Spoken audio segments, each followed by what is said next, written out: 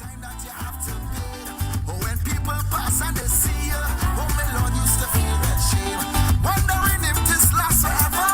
Wondering when you will feel proud. If it's one thing that he didn't tell me, there is sunrise after each cloud. I say even though. Thank you very much. The Public Relations Officer of the People's National Movement, Mrs. Laurel Lizama Leasing. Deputy Political Leader of the People's National Movement, Mrs. Joan Yule Williams. Other party officers, Vice Chairman Robert Lee Hunt, and other party officers present in our spaced out hall here in Brea. Those of you outside, those of you listening and watching at home, those of you outside of Trinidad and Tobago who we are cognizant following us and following our general election campaign. And of course, my colleagues on the head table.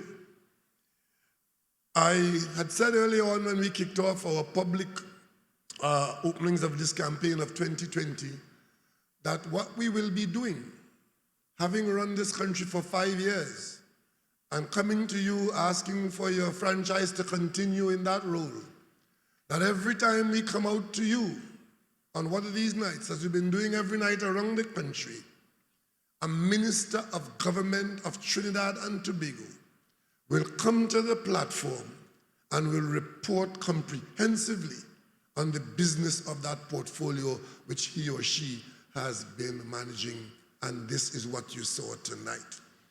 Last night we were in Chaguanas East, where the Minister of Agriculture spoke at length about agriculture. Tonight the Minister of Energy spoke about energy, and as a result of that, those citizens, hopefully most citizens, would have taken the time to listen to a person who is in charge of your affairs. And I'm sure, ladies and gentlemen, boys and girls, that you would have been educated from a PNM platform here in Brea tonight. Because this is the kind of information that will cause persons in Trinidad and Tobago to be in a position to separate serious things from jokes and to identify dangerous pitfalls and be sufficiently informed to make the wise choice when you go to the polling station. So then you go to the polling station and you cannot say, I am voting blindly because a truck passed and play a tune, or somebody came to my house and offered me something, or that I really don't know and I really don't care, so I'm not going out to vote. We at the level of the PNM and at the level of the government, we have taken the responsibility to ensure that our people have information with which they can make the decision that is required. And tonight I want to thank the Minister of Energy for his concise synopsis of the scenario of energy in Trinidad and Tobago.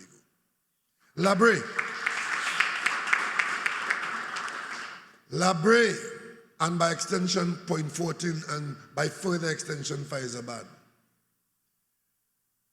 We of the PNM, we are the only political party that can come into this part of the country and say that we have been concerned, we have done, we are doing, and we will do anything for you in this part of the country.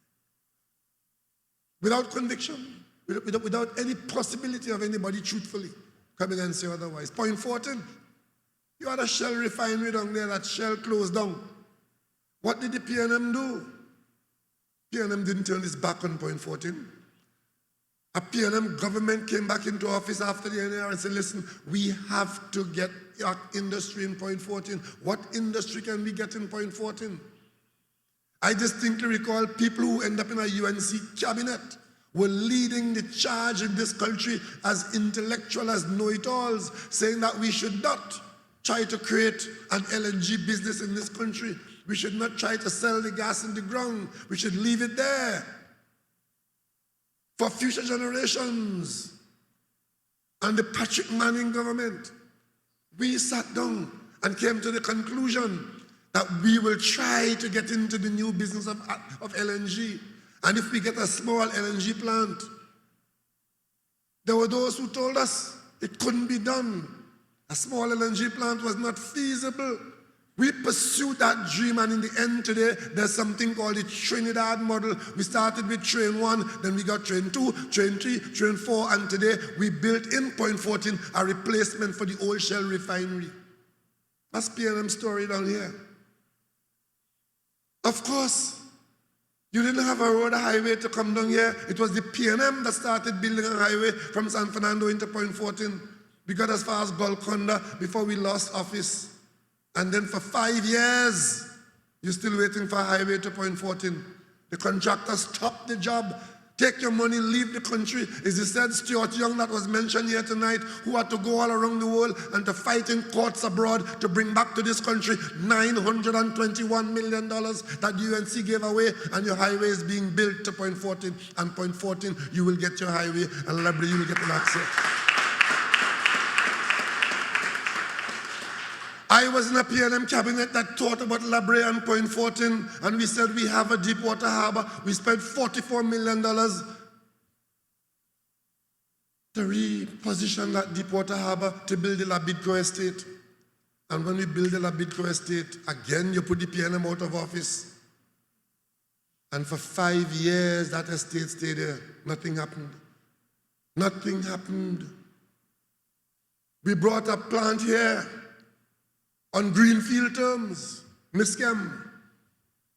When the government changed, they carried the plant to Point Lisas with the same terms as they should have built in Labrie on greenfield terms. Upset the whole arrangement in Point Lisas, because when they went there with the greenfield terms that we gave them to do business in Labrie, to bring you into the business, to create another Point Lisas, they carried them back up to Point Lisas. And then the other plants in Point Lisas say, since them getting that term, we want that too.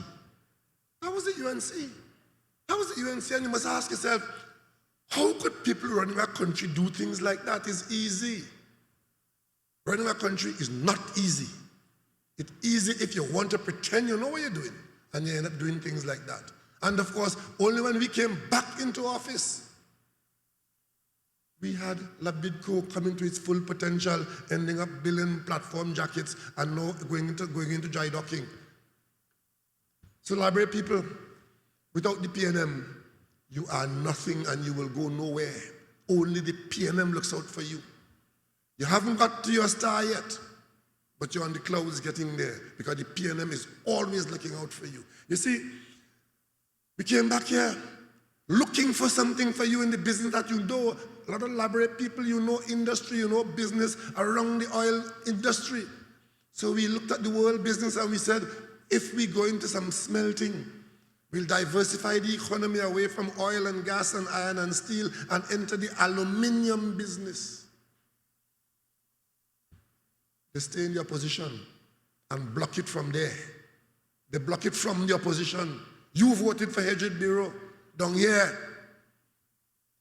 Others voted in Central for the UNC, and they kill Labrie aluminum smelter business all over the world. Aluminum smelters today operating and making money for people who own it. But in Trinidad, the UNC killed the Labrie smelter plant that you voted for. So this is just another election. The Ethiopian has not changed his skin nor the leopard his spots. The UNC is the same UNC. And you go out there and vote for them because they have been blocking your progress all this time. The P&M comes to you tonight, and I'm sure you're expecting me to tell you a little bit about what we are doing and what we had offered you with respect to the dry dock. Because we keep looking for things for you. Labidco was based on your deep water harbor. LNG was based on your experience in the Shell plant. We, as a Trinidad and Tobago, where we're located, we have found the possibility of getting into the business of international dry docking for vessels that come past us. A huge number of vessels come past us going to and from Asia into the Caribbean, into the Atlantic and off Africa, coming from China. The Chinese own a lot of that business. And we said, if we get a business in Trinidad, we could locate it in Labrie to service those ships that from time to time need to be taken out of the ocean for dry docking services, and that will mesh with the kinds of skills that we can produce here for that kind of job. It's going to earn US dollars, and it's going to give you opportunities. I want to tell you, URP and CPEP are temporary to keep body and soul together. It's not a future for you and your children. So, we use our geography. And who is going to make that investment at a time when we are short of money? We build point leases out of our pocket. That's not reasonable at this time. As Prime Minister, I went to China because the Chinese have been working with us here, building things for us, and in the region, all over the world, the Chinese are. Seven of the world's biggest banks are Chinese banks. And China has the second largest economy in the world. There are those who are telling us to ignore them and don't do business with them. We hear you, and we hear you, and we go on and do Trinidad and Tobago business.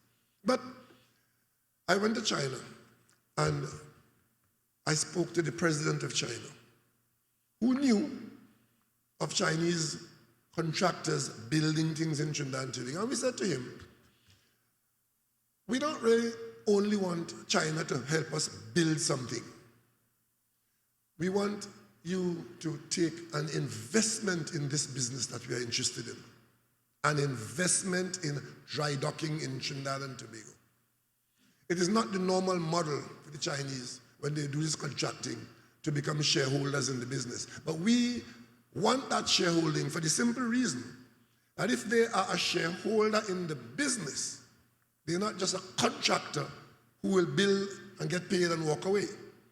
They will have a responsibility to bring some of those Chinese ships to Trinidad because they are owning part of the business and they have influence with the ships themselves. So you bring some here to your business in Trinidad, that guarantees a flow of ships to Trinidad and Tobago. And we started out with one Chinese company, one called China Harbor Engineering Company.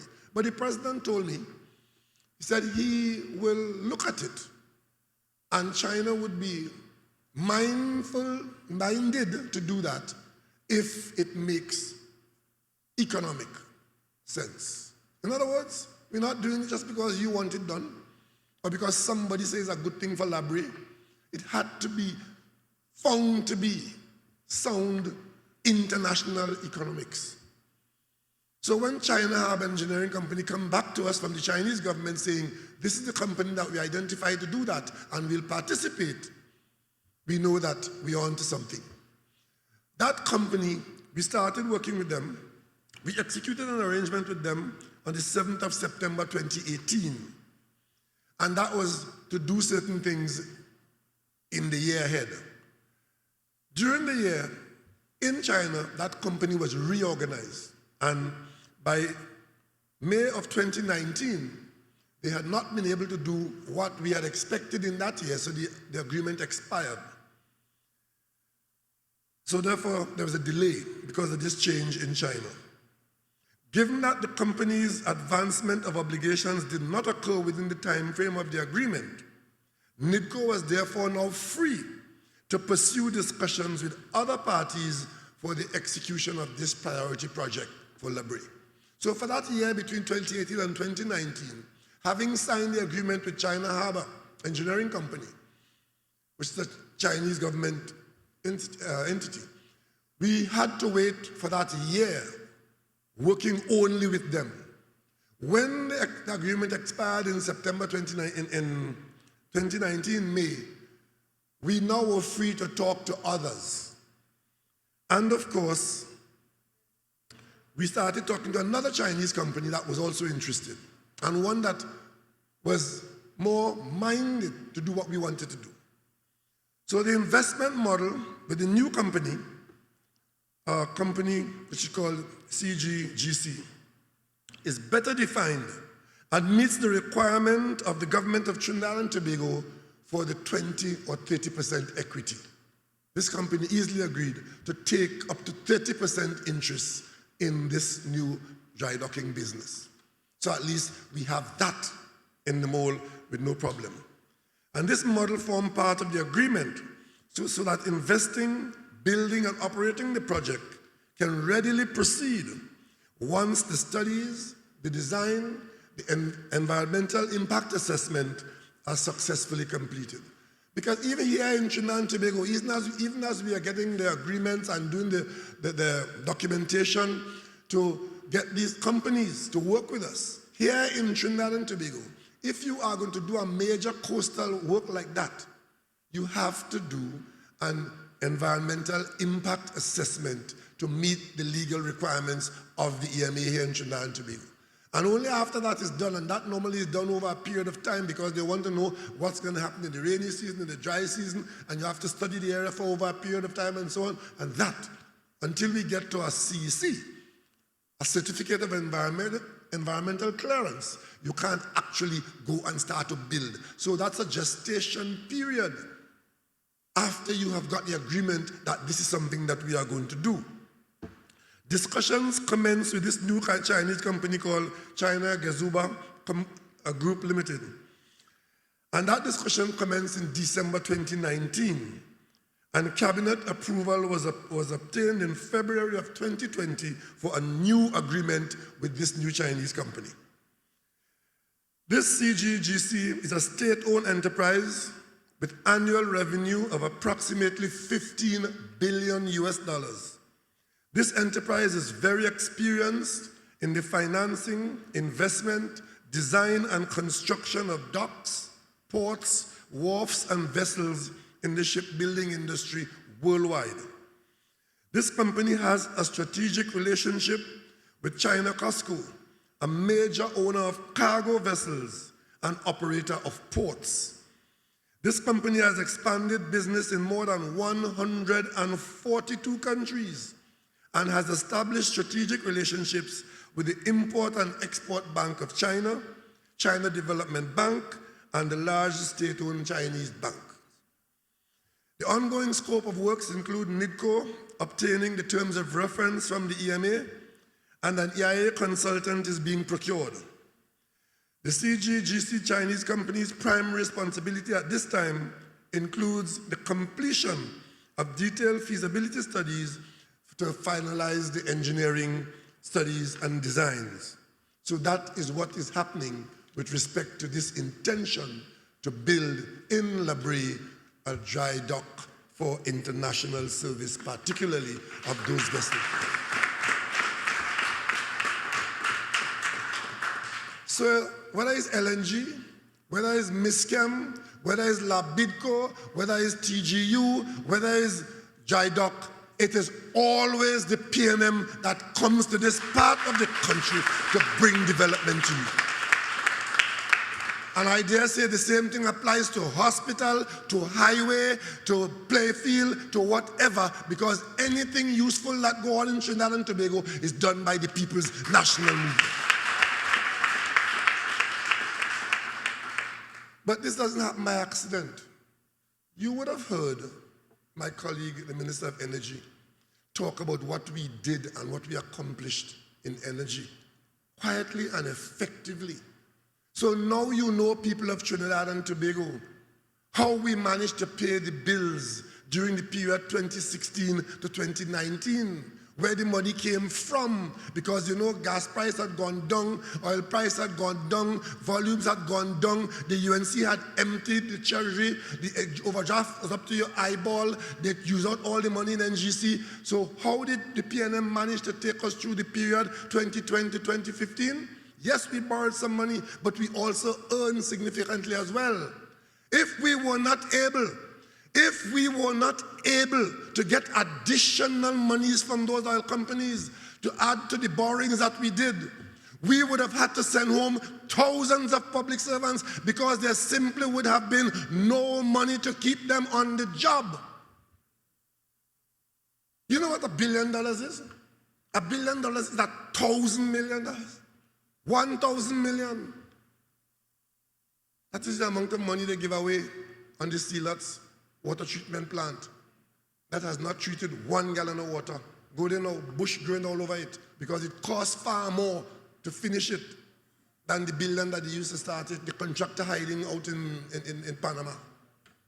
And the contractor's sponsors are on their way to the polling station on Monday to get re-elected back to the parliament. And they're talking about they have library seat because library people upset with the PNM because Robert Leon wasn't the candidate and therefore they're going to win the seat. Let me tell you all something. I said it last night and I'm going to say it in Brea tonight. George Orwell says, people who vote for a corrupt government, thieves or traitors, those people are not victims. They are accomplices. Accomplice to the crime that cut your throat. Labra, you want no part of nothing that look like, smell like, sound like UNC. You know, the Minister of Energy talks about what we have done in sitting across the table at boardrooms. I have 3 degrees in university. I have a bachelor's degree, first class honors. I have a master's degree that I did in 1 year, and I have a PhD in geochemistry. None of that prepared me to go into a boardroom in Amsterdam or in The Hague or in Melbourne or anywhere and sit across the table and talk to those sharks about serious energy business. But I'm from the PNM. When I became leader of the opposition, an outstanding citizen of Trinidad and Tobago who has only just retired from public business in the energy sector, Professor Ken Julian, came to me. We had a background, we worked at the university together. He was my senior, my superior at the university for years. Always respected him very highly, and I would like to think he respected me. I was head of department in the university. He was head of more than that, Professor Ken Julian. When I got that office of opposition leader, Professor Ken Julian came to me and said to me, if you are going to aspire to be Prime Minister of Trinidad and Tobago, you need to know something much more about the gas business. And Professor Julian arranged for me, with all my degrees, to go to London, to an expert in entity in London, where they prepared a training program for me. And I went and sat there like a student again. And they took me through the LNG and the gas business of the world. Opposition leader in Trinidad and Tobago, but I was head of the PNM, and once you are head of the PNM, the country is going to call on you sometime.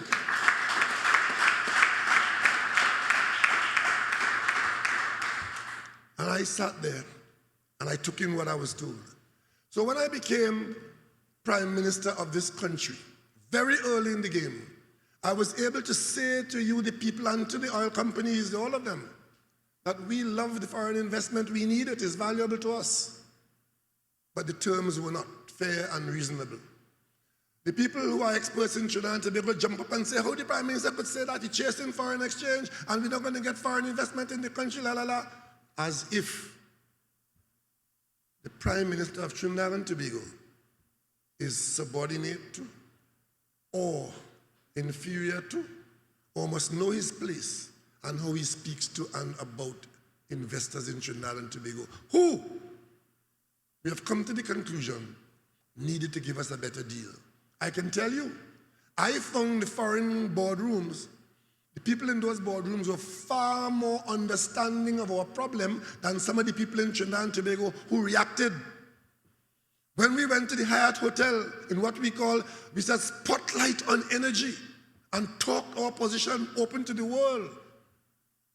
There were people in this country who were critical of us, but I went to the boardroom in Australia, I went to the boardroom in Amsterdam, in Hague, in London, in Houston. I did not meet one person who was hostile to Trinidad and Tobago's position. And I told you, I am this country's #1 salesman, and I was out there out front leading this charge. Because if I can't speak for this country as Prime Minister, then who does? I did one thing though, I never spoke to them in my pajamas. I was always very well dressed, respectful and respectable, leading my team. When I appointed a cabinet in this country, I looked at who was available to me. And Stuart Young was a young, bright, energetic, lawyer who had significant experience in the corporate sector, and he was an asset to the team. Minister Khan just made mention of that. We went all over the place, talking to these people, outlining our situation, and saying, we are not about breaking contracts, but contracts are not cast in stone. If we are invested in this, we must share in it in a way that both sides can be reasonable. I don't know if you all are aware, there was a move afoot to put an end to our company, natural gas company. There was an end saying that we don't need to have a company as an aggregator. So what does the government do? Accept that from others who that might please? Our gas company is the company in the state sector that had the greatest amount of revenue earnings to share with the Minister of Finance. It is the area in which we have the greatest involvement in investment in the gas business. The large pipeline from the East Coast to the Gulf of Paria on the West Coast, that there are very few places in the world that is a big pipeline like that, built by the people of Trinidad and Tobago. That's our involvement in the business. So some people, shareholders, are out there drilling. You hear the price of a well? Hundreds of millions of dollars in a drilling program. And if the well is dry, you know who pays for that? You, because it's written off against the taxes that they owe. And I guess the UNC didn't know that. When those oil companies drill a well out there and the well is dry, it might have been their money they used to spend to drill the well. But the loss of that money in that dry hole, it is you who pay for it. Because taxes that they are owing on the business that is ongoing, the loss in that dry well is written off against those taxes. And how it was done before the UNC came on the scene, before they interfere with it, is that you write off 20% one year, 20% the other year, so you get it all written off. But you don't kill the revenue to the country. They want it to be better boys and girls. They go and, oh, we are nice, we understand what can happen. Write it all off in 1 year. And of course, the oil company take that. Write off in 1 year. Meaning, I give you no money in that year and the years ahead. That's what they offered you. That's what they did. That's what they know, that's what they did. So when the government changed and I came in as Prime Minister, so on, the 9th of September, within 2 weeks, the head of BP came to see me, asked to see me, and came with diagrams and graphs to show me that there will be no significant revenue coming to Trinidad and Tobago until 2024 as a result of what was going on. This is the company that is the largest supplier of gas in Trinidad and Tobago. Upwards of 60% of the gas is produced by that company, and tells a new Prime Minister that there will be no significant revenue for his entire term. Coming in 2015, don't expect any significant revenue until 2024. And there was no cash reserve to draw on there, you know. Today I see a UNC senator who was moonlighting in the central bank do a video saying how the Minister of Finance lied because we had foreign reserve and we had heritage fund. So according to the UNC, after they drain out the money from NGC, after they empty out the piggy bank all around the country, what was available and should have been used in the way that you were running the country, servicing the country on a daily basis, was to use the foreign reserve to zero and to use the heritage fund to zero. So in other words, we had money, so how could the Minister of Finance say that there was only money for 3 days? That is the jungle that you are facing on August 10th, you know. Because they put them back into office, they still don't know. In fact, I think they're worse off now than then. Because the crop of people that they put into going to the parliament now, if they end up in a government, then God help us in Trinidad and Tobago. But when I talk to you, and the minister talk to you, we are talking to you about real things that are happening, you know. Real things. This is what it is. This is not a game or a joke, you know. Public servants have never gone for a month and didn't get paid. Most of them don't know how they came close to not being paid. Extract from the Minister of Finance's revenues in the last 5 years, particularly in the last 3 years, the additional revenues that we have got by virtue of reopening our discussion in a civil way. When I talk to the head of a particular oil company and I make my pitch to him on behalf of the people of Trinidad and Tobago, and it is his turn to speak, all he said to me is, I hear you. I understand. I hear you. And we will respond. And if on the 11th of August I am not the Prime Minister of Trinidad and Tobago, I will thank you very sincerely for the opportunity you gave me to run this country's affairs, and I will walk away with my head held high because I did my duty. As Churchill said, England expects every man to do his duty. I too expect every man and every woman in Trinidad and Tobago to do your duty on August 10th and come out and vote.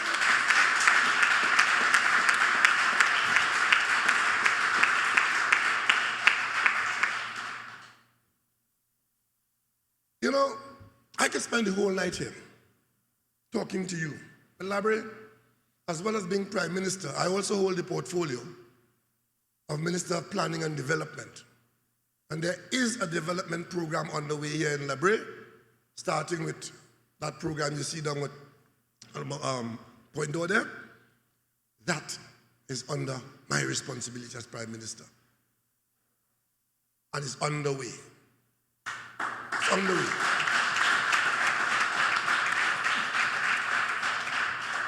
And prosperity in Point 14 and Brea and Faizabad is prosperity for Trinidad and Tobago in this zone, an industrial zone that we are building here. And alongside that will be other support things of housing, small industry, and training for our young people. It's all there. And that is underway. And the only way you're going to get that is to vote the PNM back into office and make sure that Brea has its MP on the government side at the table where decisions are made.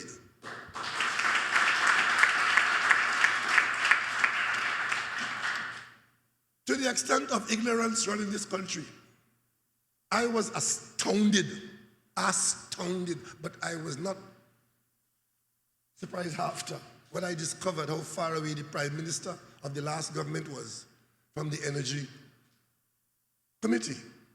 I mean, how could a Prime Minister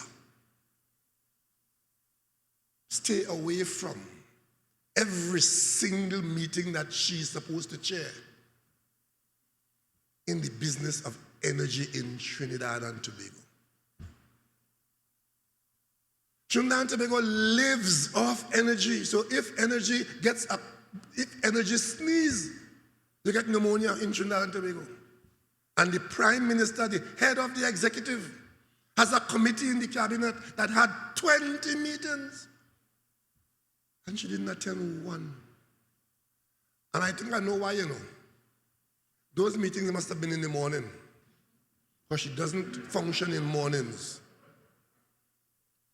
Imagine yesterday, day before yesterday, we had a day of prayer. 9 o'clock in the morning.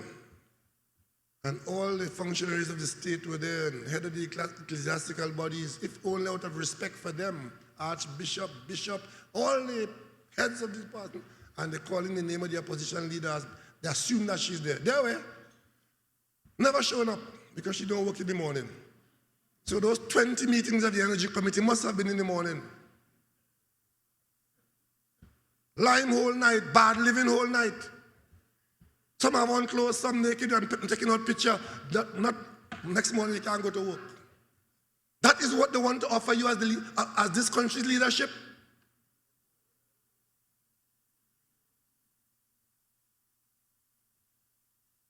Trinidad and Tobago, be careful. This is not a joke. If we make a mistake again like we made in 2015, in 2010 to 2015, we will all not be able to recover. we will not be able to recover. This is a period where we have to buckle down, we have to get serious, we have to make the most of it, we have to stay the course and get over this hump. I'm no Moses, but I could tell you, if there is to be a promised land for this country at this particular time, we got to get off that desert and get towards that green grass. And you don't do that. You don't do that by playing games with people who have demonstrated an inability to even understand your business. Imagine after 5 years of being Prime Minister in this country, we are talking about the issue at Atlantic LNG and how we are reorganizing the whole shareholding to get a better deal, changing the formula where we share profits and so on. And she gets up in the parliament trying to sound intelligent, but demand of the Minister of Energy to tell her what is the shareholding of Atlantic LNG, what is government shareholding inside there. Could you imagine lying down on a table, doctor open your stomach, and then you turn around asking your partner, which one is the heart?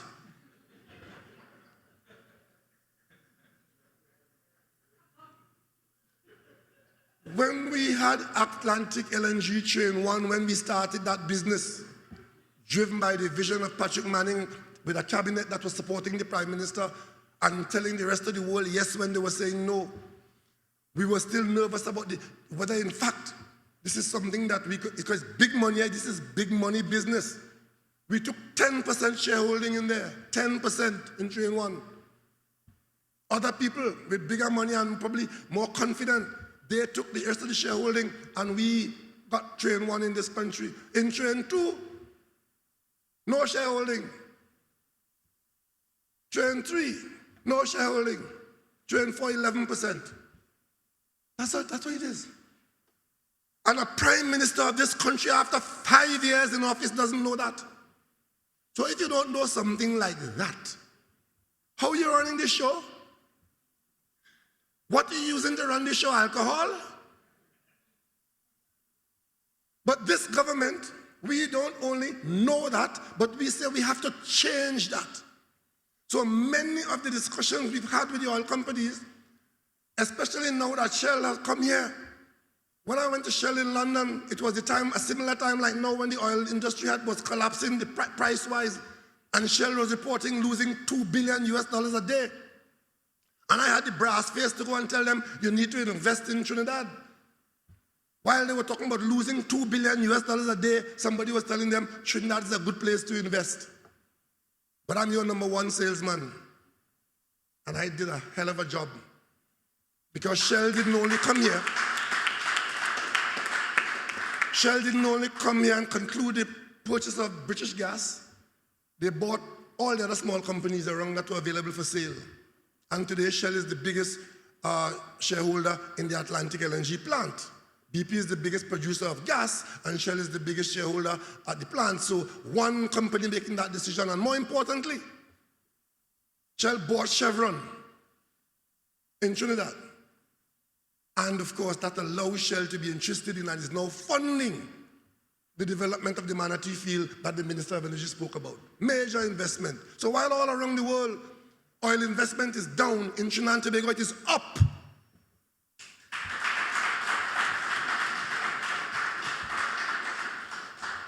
And then the other night on a platform, I heard the tongue crier telling the energy sector in the country collapse.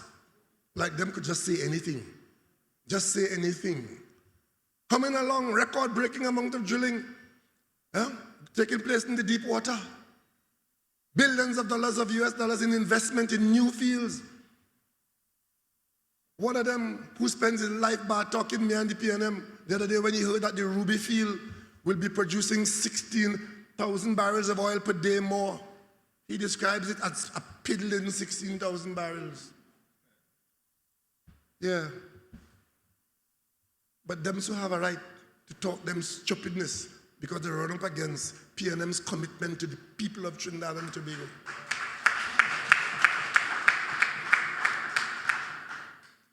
And look at when this is happening. Look at when all of this is happening. It's happening in 2020 when we are called upon to deal with a pandemic. I'm the only person in this room right now talking without a mask and by face. All of you wearing a mask. You know why? Because this is the year of the pandemic that started at the beginning of the year.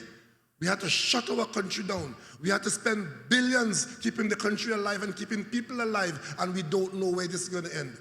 Even this very week, tomorrow I speak to you about the numbers that have changed a little bit and how we're managing it. It's an ongoing thing. And I ask you, why would the UNC publish this? We have been dealing with this COVID since January. We shut our borders to the Chinese at the end of January. But it is necessary for the UNC to publish this COVID preparedness and response plan. You know why? Because they have been undermining the country's preparedness and the country's plan all the time. And they realize that you are onto them in this election campaign, so all of a sudden they come up with a COVID plan and a COVID preparedness and response plan. And what is worse? You ever heard of Alibaba and the 40 thieves?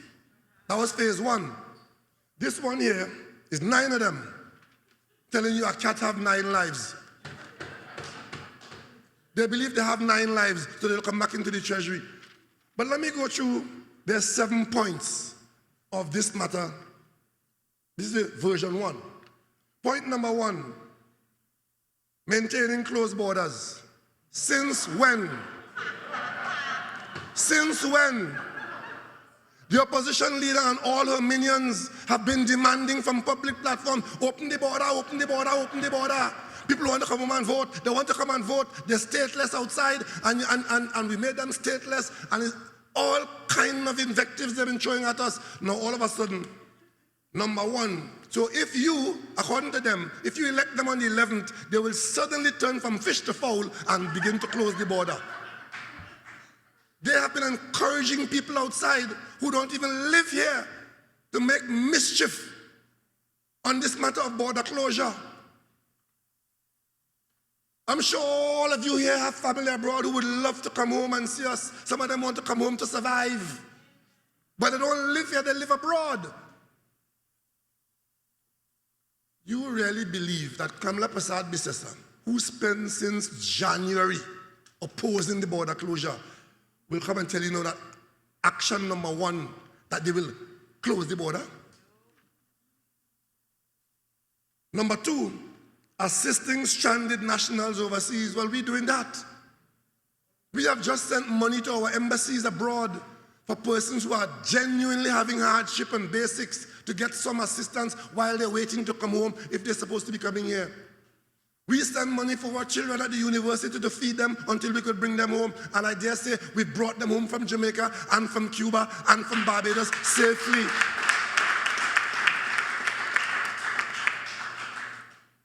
They will reopen the borders to nationals only, and they will close it to non-nationals. We did that from day 1. The first set of people we tell you can't come here, the border is closed, are non-nationals of Trinidad and Tobago. And of course, they will provide medical support, providing medical support. But here the dangerous thing they're going to do, if you allow them to do it, they will put aside 65% of hospital beds and ventilators for in-country cases, and 35% for incoming stranded nationals. You hear that? We who built a parallel health system to deal with COVID from top to bottom, those who are exposed, those who are quarantined, those who are sick, we have that going, and the world call us number 1. They come telling you. They, because of their bad behavior, needing to put something out now, telling you that they will reserve 65%. So what they're telling you, they're going to put 65% of Port of Spain General Hospital for COVID patients. And when the COVID patients in the hospital, right now, if one child in school had a father who had COVID, they close down the whole school. So when they put 65% of the hospital for COVID, what's going to happen? When they come down here in Point Fortin and say 6 out of every 10 beds is for COVID and 35%, when they do that, what's going to happen in the Point Fortin hospital? But because they want to say something different and something new, they talk foolishness. You have a national COVID response If anybody in Point 14 gets sick with COVID, you are going to a place that does not threaten the rest of Point 14 healthcare delivery. I don't know who are these mad people who think up these things to get the UNC to write them and talk them, But if they get a chance to implement these things, disaster is your portion. Item number 4, they will introduce rapid response testing. From day one, our healthcare givers warned us that to manage this thing properly, you use the test that has a high ability to give you a high proportion of good results, not quick results that are largely inaccurate. In America, you get results in 2 minutes because they have a different approach. As far as they're concerned, the whole thing is a hoax, and it's politics. In Trinidad and Tobago, from day one, we use the gold standard in doing tests. They come in to tell you now that them will do rapid test, something that is found not to be able to give anybody the ability to improve your position. We are on solid foundation. We will continue to use the best tests where the results are useful, and we will continue to manage our affairs. They're talking about implementing a border security plan. Item number 5. Is that the same UNC that canceled the OPVs? They had a border security plan. The border security plan was not to fight anything out in the ocean because you fight crime in the road, and as a result of which they canceled vessels that were paid for, bring back the money and thief the money. They shut down SORT. We pay millions to people who are highly trained and fired. They use the helicopters as their personal transportation from south to north and north to east. And come telling you, printing out things for election, telling you about implementing border security plan. And of course, the pièce de résistance. Item number 7. Creating a dome around Trinidad and Tobago. They're going to build a dome. Ladies, when you bake a nice cake and you put it in your, wherever you store your cake at home, there's a round thing you just put over it. Or if you're serving food on the table, it comes in silverware. Or if you have a butter in a butter dish, there's a cover that goes, that's a dome. So Kamala and the UNC are going to build a dome over us so that no illegals could come in and no virus could come in. They're building a dome. Well, brother, I'm not on Facebook. I'm not on social media. But I hear the roast they're behind with this.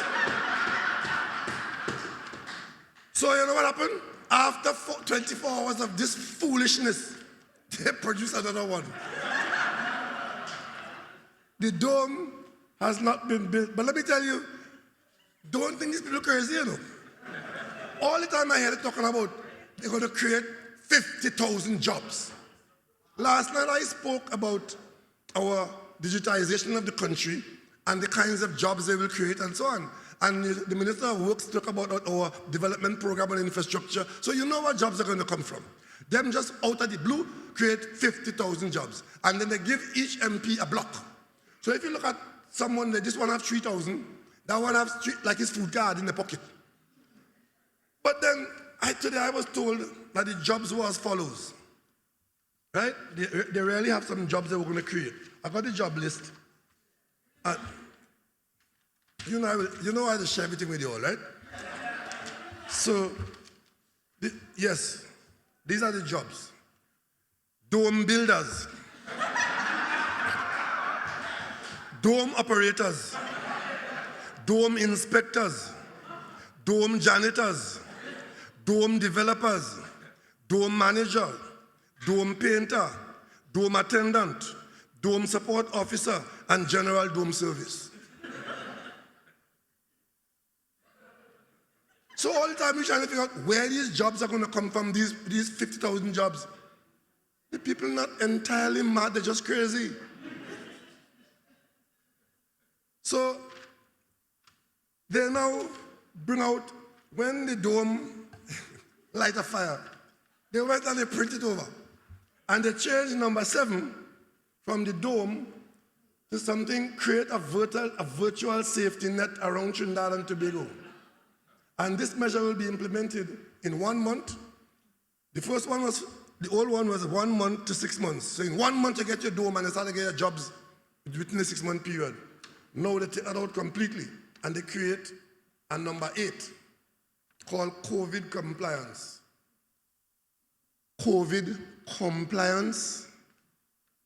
The UNC objected to us closing bars from the very beginning after they objected to the border being closed. When we said we have to close the bars because that's where people congregate and congregation leads to spread and lack of control, they said, no, we want to sell chicken in the bars. In the parliament, they object to it. So now they have a COVID compliance. They will comply by, you expect the UNC to close any bars? If, God forbid, we go forward and we are required to close those bars again, you think they will close the bars when you have to close them? After the way they behaved up front when this government said the answer from this country to that virus is to close the bars and go home and stay home for a period of time and not give the virus a chance to spread from person to person? Look at all of you in here in your masks. Who in this country saying don't wear no mask? UNC's leaders on the road saying there's no virus in the country and the government is oppressing you by asking you to wear a mask. Tonight I say to you from the PLM platform, your contribution to our fighting of the virus is to be responsible, to be disciplined, wear your mask once you're outside, and you follow the protocols of the government's health department.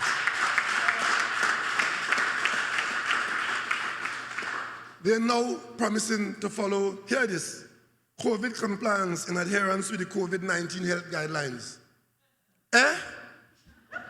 They sued Dr. Parashram 17 times. If they're now telling you they will comply with the health guidelines, ask them a question, what were you doing before? What were you doing before? Trying to upset the country, trying to undermine the country's effort, trying to promote yourself at the country's expense, and now come telling me, item 8, you will comply with the health department?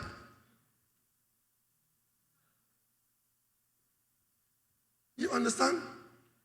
With respect to treatment of this virus, they're on record in the parliament that punching and lime good for is going to cure it. Punching and lime. They join North American people where the CDC in America is saying don't do it and WHO saying don't do it. Them here in Trinidad telling you use hydroxychloroquine.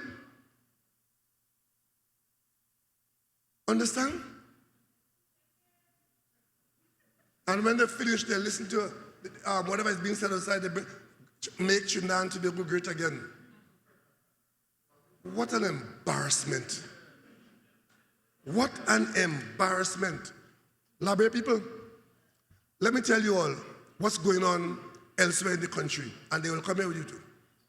As I speak to you now, a few days from the election, the UNC is busy out in the east and in the south, handing out truckloads of fridges and stoves and washing machine and microwave. Yes, you're in the wrong place. They'll come to you, it's coming in a truck close to you soon. And all I could say to the people of Trinidad and Tobago, take the fridge, take the stove, take the microwave, take it all. Because that is being brought to you from the money that they took from you, that they're using to get your vote. And the only thing you have to do after that, after you've taken whatever they offer you, go and vote solidly for the People's National Movement.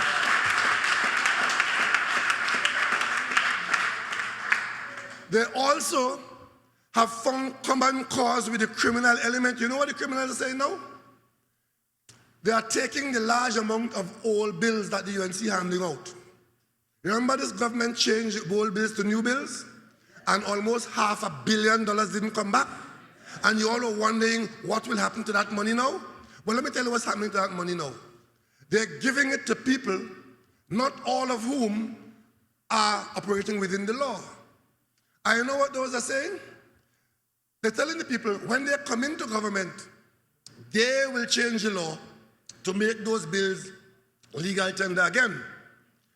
The criminals are saying, I believe you, and taking it from them and waiting. Because they're saying they will have to do that because them have more of that money than the criminals and they will have to change it. You get the drift? The criminals are accepting it. And other people are accepting it, saying that it will happen because those government people have to change it because it is their money they want to put into. These people have so corrupted this society that is almost beyond comprehension. But your vote is now on a slippery slope. They want observers here. I wonder if they want the observers to come and see the truckloads of fridge and stove they're giving out in Standing Andy tonight. You know, in Tobago, we always say, that goat you hear, a ball for the water, no, he who want it, you know. They want observers to give the impression they want free and fair elections. Well, we in the PNM thief nothing. We have no fridge to give you, no stove to give you. What we have to give you is solid, good governance for you, your children, and your grandchildren.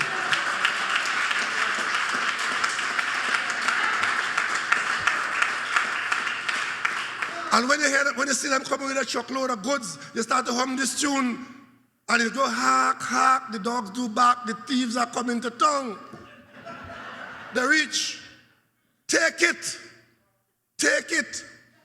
right?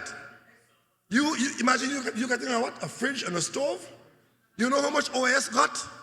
Is $921 million they gave the OAS contractor the last day when they were in government the last time. Is Stuart Young had to go to Europe to fight to get it back. Thank God the judge ruled in our favor and we got it back. You know what they're doing now?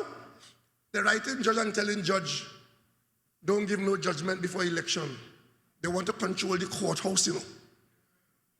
They're running there for everything. Now they reach to the point of giving judge instructions. You all understand the slippery slope that we are on? You all understand the slippery slope that we are on? I remember about 8 years ago, I went to a meeting in Jamaica called by the OAS on this matter of campaign finance reform, and I was shocked when politicians from some of our neighboring territories were telling the meeting that they were accepting $1 million from foreign entities that were funding their campaign in those islands. And that is how it goes in some of these territories, you know. A seat is won by 100 votes, and they go to every house, and they tell you what they want. This one want a rocking chair, that one want a couch, that one want a TV, and that's how the election goes.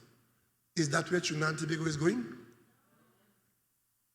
So when they're calling for observers, we in the PNM say we intend to conduct ourselves within the law and by our history of free and fair elections.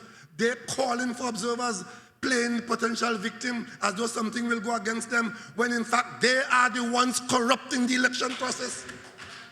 They are the ones corrupting the election process. If the observers were here tonight, they will see the truckloads of appliances being delivered by a political party. And I would have loved to have heard what they had to say about that.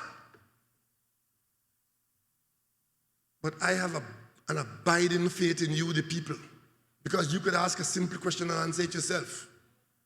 Where is this money coming from for you to give me a fridge and a stove? You so love me that you could give me a fridge and a stove. And if you're giving me a fridge and a stove, where are you taking for yourself? Is that what we want our country to become? I tell you, what drives me in this job and has driven me for a long, long time is when I see these children pouring out of school. I used to work opposite a secondary school, and I used to come when I was a senator, stand in front of the door, taking a break from my desk, and just watching these children come out of school, just pouring out of the yard into the road, and I'm asking myself, who is looking out for them? What does the future hold for them? And when I took the decision to stay in the politics and to run for a seat and to give up half my family life, it was because I wanted to answer that question. I am standing in the gap for them.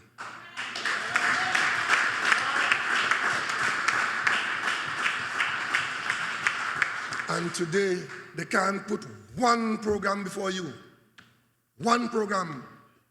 except to come and tell you after they raid the treasury last time, put them back this time, they're coming to raid your savings from the unit trust and the NIB to give about 4 or 5 contractors contract in some infrastructure fund. They know where the money is, to take it from your private savings, your pension, your security, to make contract, to give contractors at 3 and 4 or 5 times the price, to give them back money so that when the money change, they can't bring back $500 million. They know where the money is. It's your money they're coming after, and they will do it if they get the chance. If they get the chance. Because the way they've run this country, in a jiffy, all kind of non-entity contractors became top of the heap. Traditional contractors couldn't get any work. Under this PNM here today, every contractor in Trinidad and Tobago who is willing to put in a bid has a chance of getting it, and if you win the bid, you get it.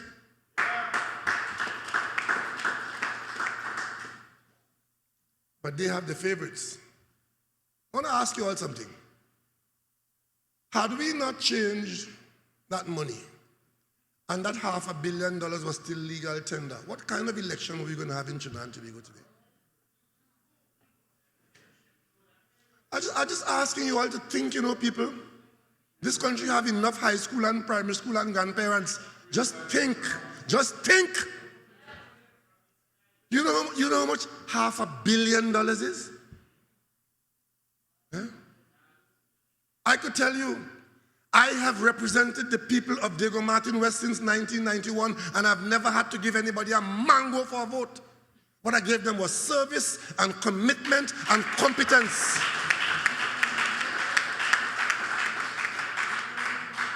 So, Labre, the PNM is here again. The PNM has never left you, and the PNM is always looking out for you, and Labre's day will come. Labre's day will come when you will say, that when we were down, when we were ignored, not for the first time, the second time, or the third time, every time the PNM comes to our rescue, and I am here to rescue you again.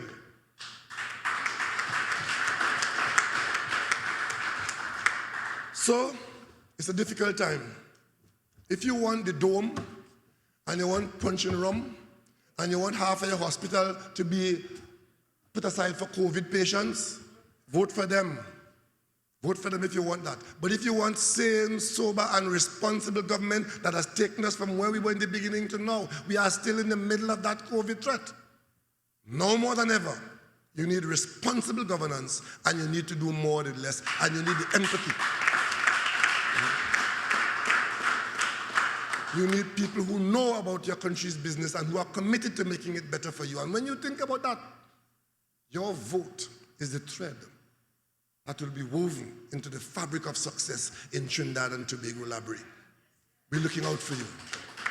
We're looking out for you. So tonight, I want to ask you in Library to accept my thanks for the opportunity you gave me to run your affairs for the last 5 years. As I ask the people of Diego Martin to accept my thanks for the opportunity to represent them all these years and to serve this country in the office as Prime Minister. I want to thank all the ministers who worked with me, because I know the sacrifice they've made. But I know at the end of the day, they believe me, and they believe with me that we are all in this together. And if we behave properly, if we think wisely and act wisely, we will all come out of this together.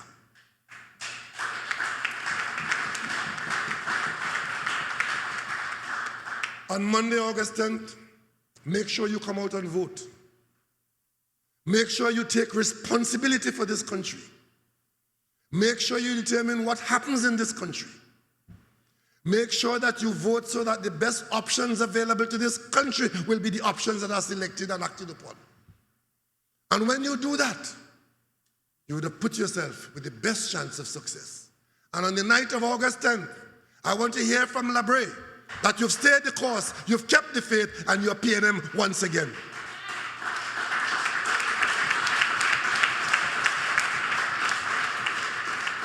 And the shout that you will give from Brea will come across the Gulf of Paris straight into West Moorings to the hills of Rich Plain and Diego Martin. When you say, great is the PNM, great is the PNM, great is the PNM, and we have prevailed. be fine. Look, we made the right choice every time. Still a job to be done and a race to be won, and we know we will win every time. Just keep the faith, heads up high. We're together in this, you and I.